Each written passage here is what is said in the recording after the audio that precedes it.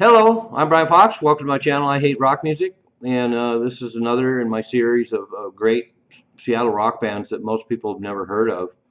And this is one of my favorites. I know that I say that about a lot of these bands, but I loved a lot of these bands. There's a whole bunch more that I haven't brought up, but there just was so many great bands playing in Seattle around the 90s. And I haven't even talked about My Eye or Willard or Daddy Hate Box or so many others. But one of the ones that really stuck out to me was Medicine Hat. And one of the reasons is because they really fit into the grunge scene really nice, but they had a lot more progressive influences. And I really like progressive influences mixed with grunge. That's a lot of what my band did, Chubby Children. And Medicine Hat were just really impressive. One of my favorite bands playing around at that time. And it was Jason Legat on drums, Sean Bates on vocals, Ed Bouchard and Ben McAllister on guitars, and Jason Thompson on bass.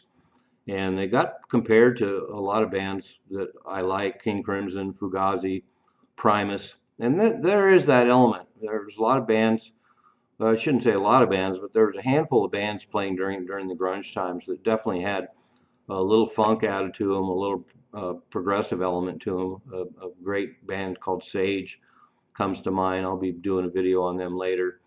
But Medicine Hat were just super impressive live, and the fact that they were a little different than a lot of these other bands really made them stand out as well. They were around from 91 to 95. I saw them a lot in around 92 or 93, and they always completely impressed me. They managed to put out an EP in 1993 and a full album in 1994, and they even did their demos at Bad Animal Studio, which is a major studio here in Seattle.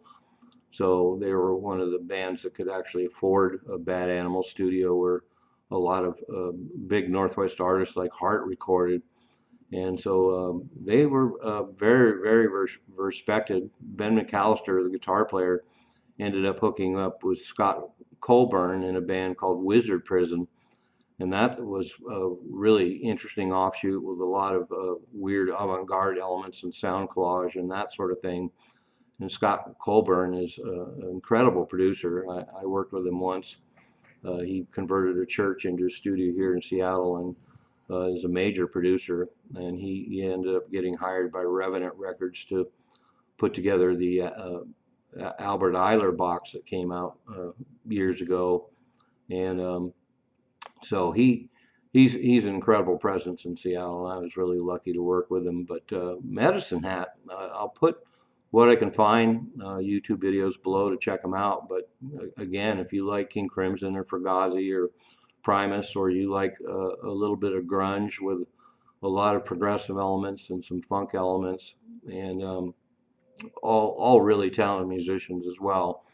And that's another thing I've talked about with a lot of these Seattle bands. There's a lot of abilities and technique and talent with a lot of these bands, and one of the reasons why all of them are so good, even when they were playing fairly primitive rock, relatively primitive, the fact that they could pull off all this stuff influenced by Led Zeppelin and Black Sabbath and all these interesting complex complex arrangements, and then just the ability to play their instruments so well. And Sean Baker was a great vocalist. And so the material I'm going to post below, they appeared on a couple of local TV shows besides putting out these records, and a really great band. I know I've talked about almost 20 bands now, but Medicine Hat were definitely a little different than a lot of these bands. And one of the best that Seattle produced. Is, once again, they were so good. It's kind of amazing they didn't get signed to a major label and that they're not a household word. And that's unfortunately true of a lot of Seattle bands. In some ways, one could say there were so many great bands here in town uh, playing all the clubs all the time that it might have been a little overwhelming for a lot of the labels to come here and pick out one And so you have a band like War Babies that ended up getting picked up by a major label and did really well. But for every band like War Babies, there was 20 other bands that were just as talented, if not more so, that ended up struggling, had a hard time getting their records out, and managed to only get one or two records out and play a shitload of live shows and then disappear. But Medicine Hat, like a lot of these bands,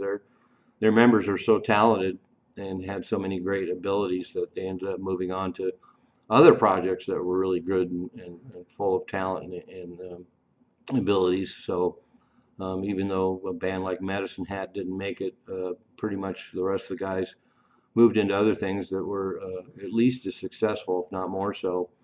So anyway, Medicine Hat, another great Seattle band that most people have never heard of. Got the links below. Check them out. As I pointed out, if you like bands like Primus and King Crimson, then you can hear the grunge version of King Crimson.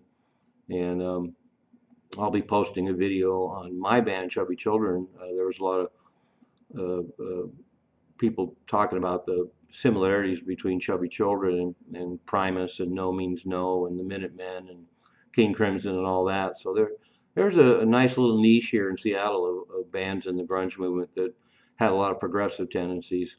So anyway, Medicine Hat, yowza. I'm Brian Fox. Thanks for watching I Hate Rock Music.